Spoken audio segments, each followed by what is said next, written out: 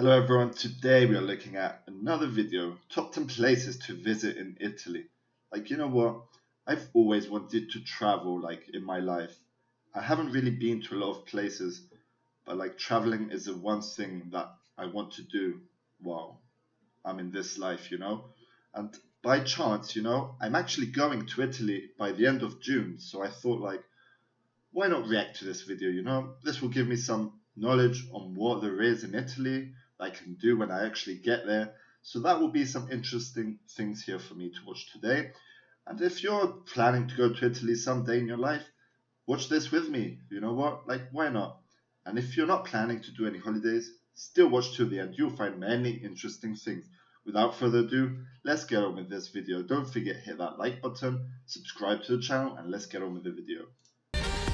See what we got. Italy, top 10. Italy has to be one of my all-time favorite countries. It's home to some of the world's most fascinating history, stunning towns, and pure Mediterranean. Wow, bro. Look at that. Look how all those houses are actually laid out across that mountain. That's just crazy stuff, That's unbelievable.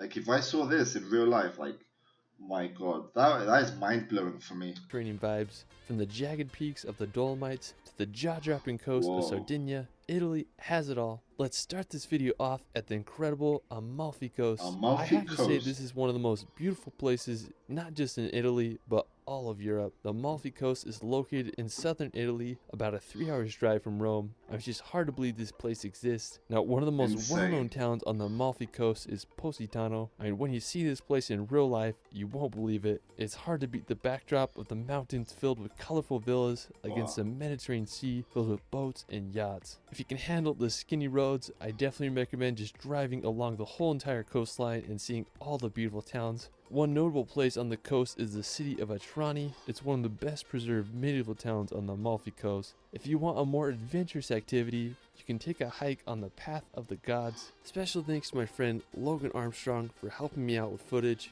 Wow, just going across that pathway, that will just be beautiful.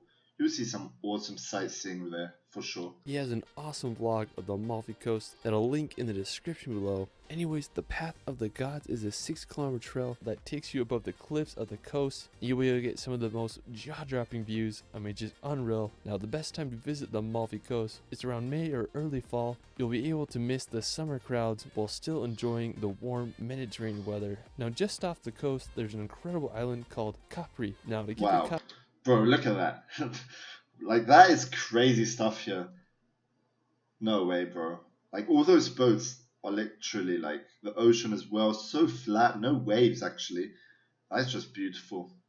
Insane. Capri, you can take a 45-minute ferry from Naples for around 20 euros. Now, one of my favorite features of the island is the Faraglioni. It's an impressive sea stack that juts out of the island. There's this little archway. If you're sandy, you can drive a boat through. When you do go to Capri, I definitely recommend renting a boat. That'll be the best way you can see the entire island and find all its hidden grottos and just jaw-dropping coastline. Now, after Capri and the Amalfi Coast, we're going to head up to northern Italy to visit some the spiky Dolomites. mountains. I spent several weeks exploring the Dolomites, and I consider it to be some of the greatest days of my life. One of my favorite places in the Dolomites is Ceceta. The green grass slopes contrasted with the jagged mountain ridge makes for one of the most unbelievable combos in the world. Now, to get to Ceceta, I took 2 gondolas up the mountain and made it to the top. When I got there, the clouds covered half the mountain, making it for one of the best views I've ever gotten.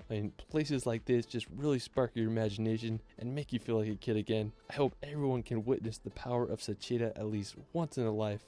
Now, another magical place nearby is Alpe Susi. It's home to the largest high alpine meadow in Europe. The backdrop of the Sassolungo mountain with the farm huts creates a scene straight out of a dream. Another must-visit place in the Dolomites is Trecimi di Lavaredo. Now, I love this place so much. I spent 4 days exploring the area. There's just so much to see here. The Dolomites will have a special place in my heart, and I hope you all can visit them one day. Wow. Now, after hiking the Dolomites, we're going to head over to Lake Como. Located at the base of the Alps, Lake Como is a... So I'm actually going to Rome. I'm not sure if I'm going to be leaving Rome, going to other cities and stuff.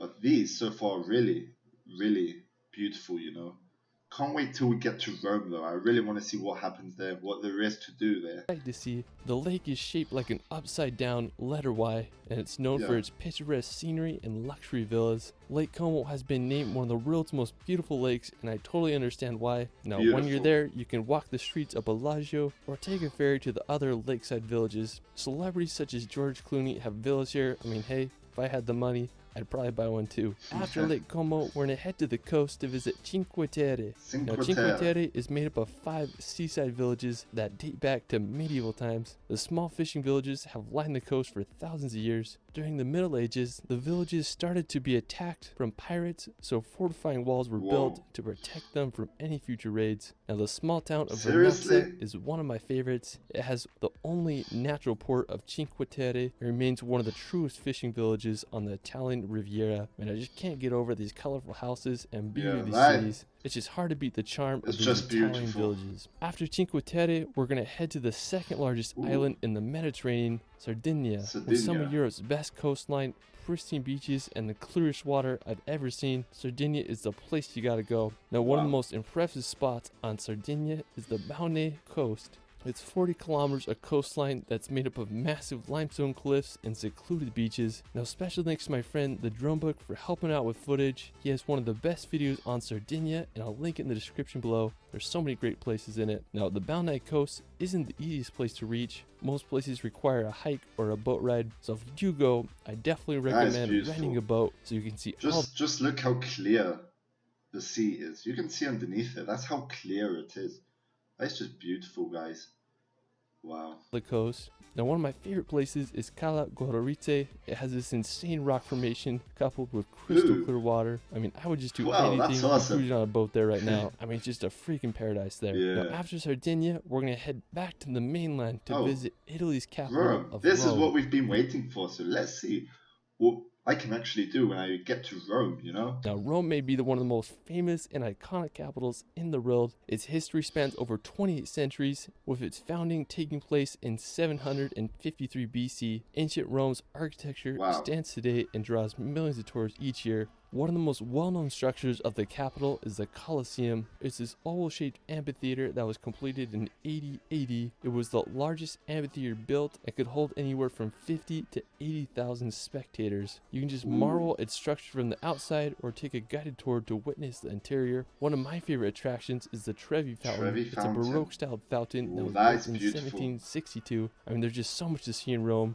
I hope you can all visit it one day. After Rome, we're going to head south to visit the region of Puglia. Now, located on the boot hill of Italy, Puglia is a region famous for its whitewashed towns and magnificent coastline. One of my favorite places in Puglia is Pugliano a Mare. It's a stunning town right on the Adriatic coast. What I love about it is how the city is built right on the sea cliffs. I mean, they're just on there so perfectly that it looks like they're going to fall off. There's some restaurants built in the caves on the sea cliffs. I mean, just such a cool spot. One of the most famous places in the city is Cala Porto. It's probably the most recognized place in all of Puglia. It's a stunning beach that's surrounded by cliffs, coupled with crystal clear Mediterranean water. I mean, just pure paradise there. Afterwards, we're going to head to the island of Sicily. Now, Sicily is the largest island in the Mediterranean. It's just full of culture and fascinating history. One of the most impressive places on the island is the Valley of the Temples. Located in the town of Agrigento, it's one of the world's most stunning examples of Greek architecture.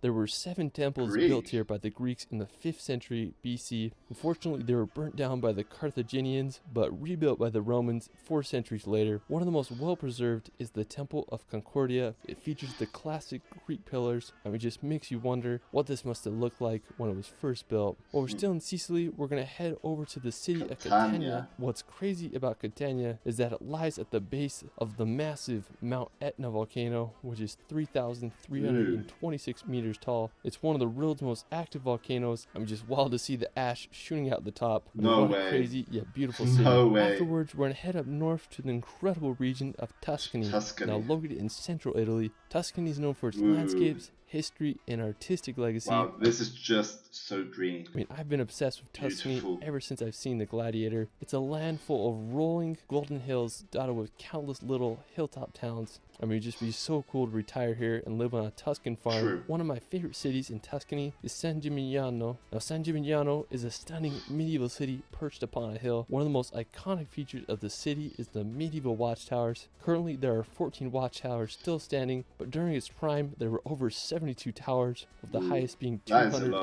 230 feet tall. The towers were built as a result of competing families who wanted to build the tallest and most grand tower. I can't imagine how it must have looked like back then. I guess you could say it was the Manhattan of the Middle Ages. San Gimignano's medieval vibe has been untouched throughout time and has become one of the most popular medieval locations in all of Italy. After San That is Gimignano, beautiful. we're going to head to the capital of Tuscany to Venice? visit the iconic city of Florence? Florence. I have to say that Florence is my favorite city in all Italy. It's considered to be the birthplace of the Renaissance. One of the most impressive buildings is the Florence Cathedral. When you look at it, you just can't believe how big it is. It was completed in 1436, and it just amazes me that they were able to engineer such a big dome back then. The Ponte Vecchio Bridge is another historic site as it crosses the Arno River. I mean, I just can't say enough good things about Florence. It's such an incredible city. Well, that is it for my Italy top 10. I mean, there's just so many places in Italy. I could do a top 100 list. Hopefully, I can spend some time there this summer, so be expecting a part 2. Let me know where your favorite place in Italy is in the comments below. I also start a relaxation channel where I post hour-long films with calming music to bring some peace and nature in your life. I just posted a relaxation film.